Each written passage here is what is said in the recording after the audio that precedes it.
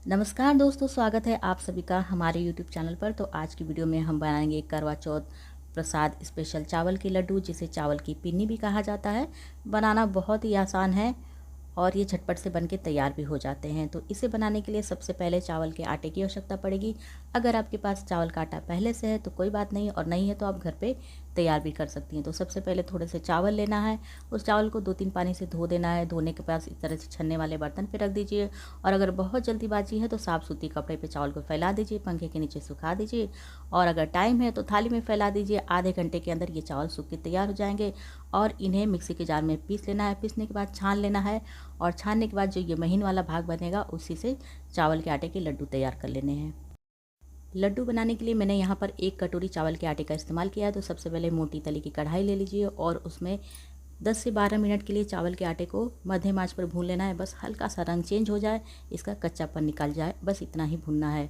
अब चावल का आटा भून चुका है, इसे हम एक प्लेट में निकाल लेंगे। और सेम कढ़ाई में मैंने यहाँ पर 1.5 कटोरी दूध का इस्तेमाल किया। ये दूध बिल्कुल मलाई वाला था। अच्छी तरह से दूध को मैंने गर्म किया था। तो 1.5 कटोरी दूध काफ़ी हो जाता है 1 कटोरी चावल के आटे के लड्डू के लिए। आप अपने हिसाब से थोड़ा सा कम ज़्यादा भी दूध कर सकती हैं। और जब इस तरह से दूध में अच्छा सा उबाल आ जाए तो यहाँ पर थोड़ी सी इलायची कूट के डाल देनी है।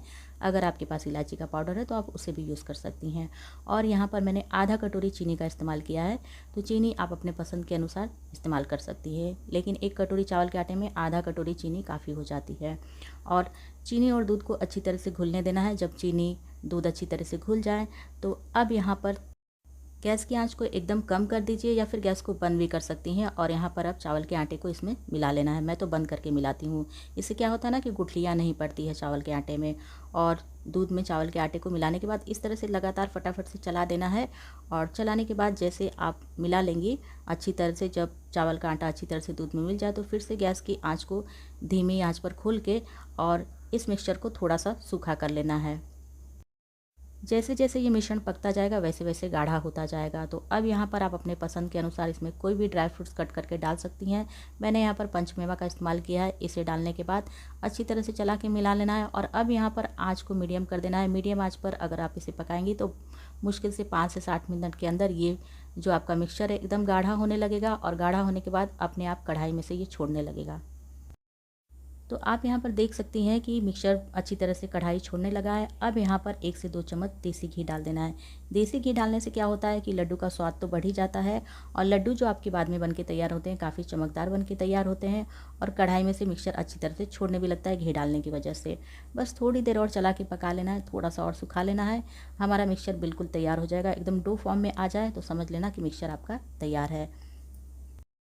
जब आपका मिक्सचर इस तरह से एकदम अच्छी तरह से कढ़ाई को छोड़ने लगे और इतना सूख जाए तो अब यहाँ पर गैस को बंद कर देना है और इस मिक्सचर को उतार लेना है और इस तरह से चलाते हुए ठंडा कर लेना है।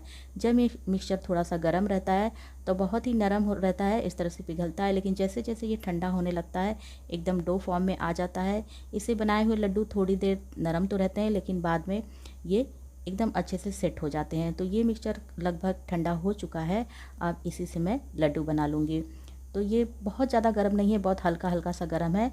अब अपने हाथ में थोड़ा सा घी लगा लेना है, और घी लगाने के बाद अपने मन पसंद आकार में छोटा बड़ा जैसा भी आपको लड्डू बनाना है छोटे छोटे टुकड़े तोड़ के निकाल लेने हैं। और निकालने के बाद बस 2 हथेलियों के बीच में हल्का सा इस तरह से आप मलेंगे तो ये एकदम से सॉफ्ट हो जाते हैं, मुलायम हो जाते हैं। और अपने पसंद की डिज़ाइन अनुसार, जैसे मैंने इसको पहला वाला पेड़े का आकार दिया है, इस तरह से उंगली से दबा के और बीच में चिरौंजी लगा दी है। देखने में लगेगा जैसे बिल्कुल पेड़ा आपका मार्केट से ख़रीद के आया हुआ है। इसी तरह से सारे लड्डुओं को बना लेना है, जैसा भी आपको शेप पसंद हो, जैसी भी डिज़ाइन आपको पसंद हो। इसमें मैंने 2-3 डिज़ाइन बनाई है, आप देख लीजिए जो भी आपको पसंद हो आप उस हिसाब से बना सकती हैं, या फिर सिर्फ गोल भी बना सकती हैं, क्योंकि चावल के आटे के लड्डू जो प्रसाद के रूप में चढ़ाए जाते हैं करवा चौथ पे वो गोल ही होते हैं। ये लड्डू जब हम बनाते हैं एकदम ताज़ा होते हैं तो थोड़े से नरम होते हैं। अगर 1-2 घंटे के लिए आप फ्रिज में रख देती हैं तो बिल्कुल अच्छी तरह से सेट हो जाते हैं। और इन लड्डुओं को आप फ्रिज में रख के आराम से 10 से 12 दिन तक खा सकती हैं। करवा चौथ पे तो ये लड्डू चढ़ाए ही जाते हैं, लेकिन अगर वैसे भी आपका घर में कुछ अच्छा खाने का मन कर रहा है, मीठा खाने का मन कर रहा है, तो इस चावल के आटे के लड्डू को बना के आप ट्राई कर सकती हैं। काफ़ी टेस्टी ये लड्डू बन के तैयार होते हैं और खाने में काफ़ी टेस्टी लगते हैं। हमारे यहाँ तो इसी तरह से चावल के आटे के लड्डू तैयार किए जाते हैं करवा चौथ प्रसाद के लिए। और वैसे अगर रेगुलर खाने के लिए आप बनाती हैं तो इसमें बहुत कुछ और भी यूज़ करके बना सकती हैं, इसका टेस्ट और भी दुगना हो सकता है। जैसे कि आप चाहें तो इसमें खोआ का इस्तेमाल कर सकती हैं, या फिर मिल्क पाउडर का इस्तेमाल कर सकती हैं, या फिर अगर गरी का बुरादा है वो भी डाल के बनाती हैं तो काफ़ी अच्छा टेस्ट आता है। यहाँ पर सारे लड्डू तैयार हो चुके हैं। इन्हें मैंने सेट होने के लिए रख दिया था फ्रिज में 2 घंटे के लिए। 2 घंटे के बाद ये लड्डू बिल्कुल इस तरह के बन के तैयार होते हैं। मैं इन्हें तोड़ के भी दिखाती हूँ। ये बिल्कुल भी नरम नहीं है, थोड़े से कड़े हो गए हैं और खाने में एकदम सॉफ्ट है, मुंह में घुल जाने वाले बन के तैयार होते हैं। तो इन्हें बनाना काफ़ी आसान है, बहुत ही आसान है और खाने में बहुत ही टेस्टी बन के तैयार होते हैं। तो हमारे करवा चौथ प्रसाद के लड्डू तो बन के तैयार हो चुके हैं।